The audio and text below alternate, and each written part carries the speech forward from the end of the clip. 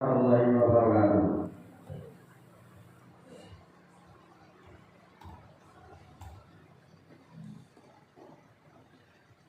Alhamdulillahilladzi khalaqa samawati wal arda wa ja'ala dzulumati ila nur. Sumalatina kafaru bi rabbihim yadlun waladzi khalaqakum min tin summa qada ajalan wa ajalun musamma indahu summa antum tamtarun.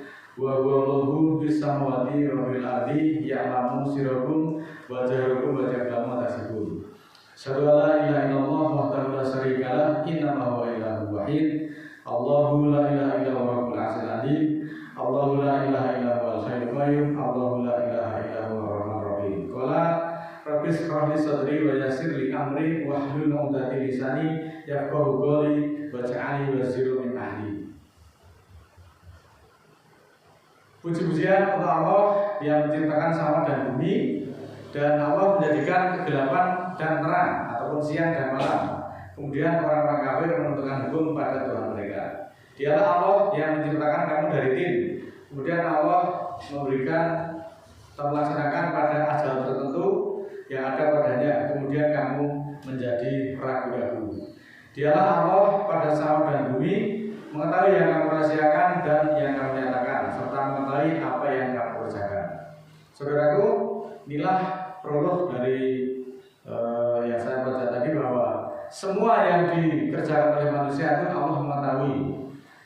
Allah memberikan manusia pada kita semuanya itu pada waktu tertentu atau umur tertentu. Tetapi justru diberikan umur itu kita justru menjadikan ragu-ragu, dan kepada Allah kita justru manusia justru membuat hukum tersendiri. Yang mestinya manusia itu mengikuti hukumnya Allah, manusia itu justru karena kepintarannya atau merasa pintar atau karena kesombongannya, justru pada hukum Allah mereka menentukan hukum sendiri. Artinya membuat hukum sendiri yang selain Al-Quran. Di dalam Islam, orang memang diberikan kebebasan untuk memilih beriman kepada Allah atau ingkar atas perintah-perintah Tuhannya. Tentu saja semua pilihan itu ada resiko yang akan dipikulnya. Orang yang memilih beriman maka senantiasa akan dijanjikan ampunan oleh Allah, dijanjikan rahmat, berkah dan kemudahan hidup di dunia maupun di akhirat. Namun demikian sebaliknya, orang yang memilih jalan keingkaran, jalan penyanggahan dan menyepelekan perintah-perintah Tuhannya, juga mereka nanti akan memikul risiko masing-masing. Oleh karena itu, maka mari kita kenali diri kita. Apakah kita sudah sesuai dengan yang dikehendaki Allah? Karena Allah mengangkat derajat manusia. Allah mengatakan bahwa manusia itu adalah umat yang terbaik. Kalau Allah mengatakan manusia itu umat yang terbaik, maka dapatkah kita bayangkan bagaimana baiknya kita? Lalu di manakah letak kebaikan kita? Dan seperti apakah manusia itu disebut sebagai umat terbaik? Karena pada faktanya itu masih banyak manusia yang mendustakan ayat-ayat Allah. Maka pertanyaan, masih layakkah manusia itu disebut sebagai umat terbaik? Mari kita simak satu persatu melalui beliau Allah yang ada di dalam Al-Quran. Surat ke-6 ayat 49. A'udzubillahi minasyaitonirrajim. Bismillahirrahmanirrahim. Waladina kadzabu bi ayatina yamassuhumul kadzabu bima kanu yafsukun. Dan orang-orang yang mendustakan ayat-ayat kami akan menyentuh mereka siksaan karena mereka berbuat fasik. Selanjutnya surat ke-7 ayat 182. Waladina kadzabu bi ayatina sanastadrijuhum min haitsu la ya'lamun. Dan orang-orang yang mendustakan ayat-ayat kami nanti akan menarik mereka dengan cara berangsur-angsur ke arah kebinasaan dengan cara yang mereka tidak ketahui. Nah, saudaraku, ayat-ayat ini menjelaskan tentang nasib orang yang mendustakan ayat-ayat Allah. Mereka akan menjadi penghuni jahanam yang merupakan tempat penyiksaan yang sangat pedih. Orang itu disiksa ataupun diazab itu karena mendustakan Al-Quran, bukan mendustakan yang lainnya, yang selain Al-Quran. Lalu apakah ada orang yang mendustakan Al-Quran? Nah, di sini karena ayatnya ada, tentu pelakunya juga ada, bahkan banyak. Selanjutnya mari kita simak satu-satu petunjuk Allah yang ada di dalam Al-Quran. Surat ke-19, surat Maryam ayat 83. Alam taro anak arsalas sayatina ngalal kafirina ta'uzuhum azan. Tidakkah kamu perhatikan bahwa kami mengutus setan-setan untuk orang-orang kafir untuk memperdaya mereka dengan kemaksiatan. Kemudian sebenarnya Allah memberikan rambu-rambu atau penerangan di dalam surat ke-9, surat ketiga, ulangi, surat ketiga ayat 196. La yahurannaka taqallubul ladina kafaru fil bilad. Janganlah memperdaya engkau bolak-balik orang-orang kafir itu di dalam negeri. Kemudian perkataan Allah surat ke-7174, wa kadzalika nufasilul ayati wa la'allahum yarji'un. Seperti itulah kami jelaskan ayat-ayat ini semoga mereka kembali. Nah, sesungguhnya Allah memberikan informasi pada kita bahwa setan itu adalah musuh utama bagi manusia yang selalu berusaha memperdaya dan menyesatkan mereka dari garis jalan Allah yang benar. Setan memiliki banyak cara untuk memperdaya manusia supaya manusia itu lupa kepada Allah, antara lain dengan berbagai cara. Yang pertama adalah menghasut dan memanipulasi pikiran manusia. Jadi kalau pikiran manusia itu sudah dikuasai oleh setan, sudah bisa dihasut oleh setan, ya tentu kita semuanya akan mengikuti langkah-langkah setan. Kemudian disibukkan dengan mengurusi pekerjaan. Nah ini, kalau manusia sudah ditelikung dengan pekerjaan sehingga lupa kepada Allah, bukti dia sudah dibujuk dalam hasutan setan. Kemudian membuat lupa akan kewajiban-kewajiban mereka, lupa berbakti kepada Allah, lupa sholat Jumat, lupa ngaji, hanya karena semuanya adalah disibukkan dengan pekerjaan. Kemudian mengajak manusia untuk melakukan kejahatan dan kemaksiatan, dan membuat manusia merasa sombong dan percaya diri sendiri. Dan hal ini dijelaskan oleh ayat Allah, semoga mereka kembali. Allah senantiasa menjelaskan melalui Al-Quran supaya manusia itu mau kembali, yang artinya bertobat kepada Allah. Menyepelekan Al-Quran itu dapat memiliki akibat yang serius, baik di dunia maupun di akhirat. Berikut ini beberapa akibat orang-orang yang menyepelekan Al-Quran. Ada akibat di dunia. Yang pertama, orang yang menyepelekan Al-Quran, maka dia akan kehilangan pedoman hidup. Nah, Al-Quran adalah pedoman hidup bagi umat Islam. Menyepelekan Al-Quran maka dapat menyebabkan dia kehilangan pedoman hidup yang benar. Yang kedua, orang akan kehilangan kesadaran moral. Al-Quran mengajarkan nilai-nilai moral yang tinggi, sehingga apabila manusia itu menyepelekan Al-Quran dapat menyebabkan ia kehilangan kesadaran moral. Kita bisa bayangkan apabila manusia itu sudah rusak moralnya seperti apa. Yang ketiga, bahwa orang yang menyepelekan Al-Quran niscaya dia akan kehilangan kepercayaan diri. Al-Quran dapat memberikan kepercayaan diri kepada umat Islam. Menyepelekan Al-Quran dapat menyebabkan kehilangan kepercayaan diri. Maka Allah menjelaskan nasib orang-orang yang menyepelekan Al-Quran di dalam Al-Quran dikatakan sebagai berikut. Surat ke-39 ayat 71, A'udzubillahi minasyaitonirrajim, Bismillahirrahmanirrahim. Wasiqal ladzina kafaru ila jahannama zumara kata idza jaa uha futihat abwabuha wa qala lahum khazanatuha alam ya'tikum rusulun minkum yatluna 'alaikum ayati rabbikum wa yundirunakum liqa'a yaumikum hadza. Qalu bala walakin haqqat kalimatul adabi 'alal kafirin. Yang artinya, dan dipimpinlah orang-orang kafir kepada jahanam secara berrombongan hingga ketika sampai padanya, lalu malaikat penjaga neraka membuka pintu-pintunya dan dia berkata kepada penjaganya, tidakkah datang kepadamu rasul-rasul dari kamu yang menganalisakan atasmu ayat-ayat Tuhanmu dan memberi peringatan kepadamu tentang pertemuanmu hari ini?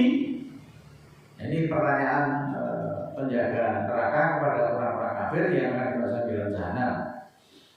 Mereka menjawab, benar, tetapi saya menolak, saya menyangga, saya menyepelekan perintah atau peringatan-peringatan itu. Maka logislah kalimat siksaan atas orang-orang kafir. Nah, saudaraku, jadi orang itu sebelum dimasukkan ke dalam jahanam secara berkelompok-kelompok, secara bergerombol-gerombol. Sebelum dimasukkan plung ke jahanam itu masih ditanya oleh penjaganya, apakah kamu belum pernah diajarkan oleh Rasulmu dari kamu, Rasulullah juga dari kalanganmu, tentang resiko hari ini? Ya. Kok kamu sampai akan masuk neraka itu? Apakah kamu dulu ketika kamu hidup di dunia belum pernah diberi peringatan oleh Rasulmu dari kalanganmu sendiri? Oleh penjaga neraka. Maka orang-orang kafir itu menjawab, benar bahwa dulu saya pernah diberikan analisa, saya sudah diberikan nasihat tentang ayat Al-Quran, tetapi saya menolak, tetapi saya menyepelekan, aku ranggape dan tidak ajiri. Maka logislah jahanam itu. Maka kemudian dikatakan masuklah jahanam itu dan kamu kekal dalamnya selama-lamanya. Inilah. Maka orang-orang kafir itu hanya menyesali, dan penyesalan di akhirat itu tidaklah berguna karena semua kesempatan telah tertutup dan tinggal memikul ataupun menerima balasan dengan siksaan yang pedih. Surat ke-39 ayat 72, kilat huru abwaba jahannama khalidina fiha fa bi'sa maswal mutakabirin. Dikatakanlah masuklah pintu jahanam itu dan kekal dalamnya sangat jahat tempat tinggal orang-orang yang sombong. Nah, beginilah saudara-saudara, akibat kesombongan dan kebodohan seorang hamba yang menyepelekan perintah Tuhannya sehingga dia lupa kepada Tuhannya. Dia tidak pernah merasa bersyukur. Semua kebutuhannya sudah dipenuhi oleh Allah, tetapi ketika diseru untuk berbakti kepadanya, dia tidak pernah menggubrisnya. Berulang kali saya mengulang-ulang pernyataan ini. Coba kita bayangkan, dalam waktu satu pekan atau satu minggu kita itu diberi waktu oleh Allah sebanyak 168 jam. Ketika kita disuruh untuk berkumpul memenuhi panggilannya, berkumpul untuk sholat Jumat, itu tidak menghabiskan waktu 2 jam. Itu pun juga tidak pernah digubrisnya. Seolah-olah Tuhan itu berbicara kepada orang yang benar-benar sudah pekak, tuli, buta dengan kegelapan. Maka betapa dasarnya risiko yang akan mereka pikul di akhirat nanti. Oleh karena itu, saudaraku, marilah bersegeralah kita semua itu kepada ampunan dari Tuhanmu dan kepada surga yang seluas samawat dan bumi. Surat ke-3 ayat 133. Ajakan untuk meninggalkan kesibukan dunia dan menuju panggilan Allah adalah sebuah peringatan untuk kita agar kita itu tidak terlalu terikat dengan kesenangan dunia yang palsu ini. Kita harus bersegera mendapatkan ampunan dan pahala dari Allah dan tidak boleh melupakan bahwa akhirat itu adalah kehidupan yang sejatinya. Kehidupan yang sebenarnya adalah kehidupan di akhirat. Kehidupan dunia adalah hanya olok-olok dan permainan. Tetapi kita pun juga sudah diperdaya oleh keindahan dunia dan kita pun tidak terasa menceburkan diri dalam keadaan seperti itu. Demikianlah saudaraku, kita harus berusaha untuk meninggalkan kesibukan dunia yang tidak berguna menuju panggilan Allah, serta kita tidak boleh melupakan bahwa akhirat adalah kehidupan yang sebenarnya. Oleh karena itu, marilah senantiasa kita berzikir setiap pagi dan petang, mohon ampunan kepada Allah. A'udzubillahi minasyaitonirrajim. Bismillahirrahmanirrahim. Allahumma ighfirli walil mu'minina wal mu'minat al-ahya'i minhum wal amwat innaka sami'un qaribun mujibud da'wat innaka 'ala kulli syai'in qadir. Rabbana la tu'akhidna in nasina aw akhtana. Rabbana wa la tahmil 'alaina isran kama hamaltahu 'alal ladzina min qablina. Rabbana wa la tuhammilna ma la taqata lana bihi wa'fu 'anna waghfir lana warhamna anta maulana fansurna 'alal qaumil kafirin. Ya Allah, ya Tuhan kami, janganlah terima kami jika kami lupa atau kami salah. Tuhan kami, janganlah bebankan atas kami tugas sebagaimana Engkau membebankan atas orang-orang sebelum kami. Ya Allah, ya Tuhan kami, jangan beratkan kami yang tiada kesanggupan kepadanya kami memikulnya. Dan maafkanlah kami dan ampunilah kami serta rahmatilah kami. Engkaulah pimpinan kami, maka tolonglah kami terhadap orang-orang kafir. Rabbana firlana durbana wa kafir 'ana sayyatina wa tawaffana ma'al abrar. Ya Allah, ya Tuhan kami, ampunilah bagi kami dosa-dosa kami dan hapuskanlah dari kami kejahatan-kejahatan kami dan wafatkanlah kami bersama orang-orang yang baik. Rabbana la tuzigh qulubana ba'da idh hadaitana wa hab lana min ladunka rahmah innaka antal wahhab. Ya Allah ya Tuhan kami, jangan belokkan kalbu kami sesudah Engkau tunjuki kami, dan anugerahilah bagi kami dari sisimu rahmat, sesungguhnya Engkaulah pemberi anugerah. Rabbana ighfir lana wa li ikhwanina alladziina sabaquna bil iman wa la taj'al fi qulubina ghillan lil ladziina amanu rabbana innaka ghafurur rahim. Ya Allah, ya Tuhan kami, ampunilah bagi kami dan saudara-saudara kami yang telah mendahului kami dengan iman, dan jangan Engkau jadikan di dalam hati kami kekangan untuk orang-orang beriman. Tuhan kami, bahwa Engkaulah Maha Penyantun lagi Maha Penyayang. Rabbi auzi'ni an askura nikmataka allati an'amta 'alayya wa 'ala walidayya wa a'mala sholihan tardahu wa aslih li dzurriyyati inni tubtu ilaika wa inni minal muslimin. Ya Allah, ya Tuhan kami, bawalah aku untuk mensyukuri nikmat-Mu yang telah Engkau nikmatkan atasku dan atas ibu bapakku, dan untuk beramal soleh yang Engkau ridhoi. Jadikanlah aku berbuat soleh kepada keturunanku, dan aku bertobat kepadamu, dan aku termasuk pertama muslim. Subhana rabbika rabbil izzati amma yasifun, wa salamun alal mursalin, walhamdulillahi rabbil alamin. Maha suci Tuhanku, Tuhan kemuliaan tentang apa-apa yang Dia sifatkan, dan keselamatan atas para utusan, dan segala pujian kepada Allah Tuhan semesta alam. Assalamualaikum warahmatullahi wabarakatuh.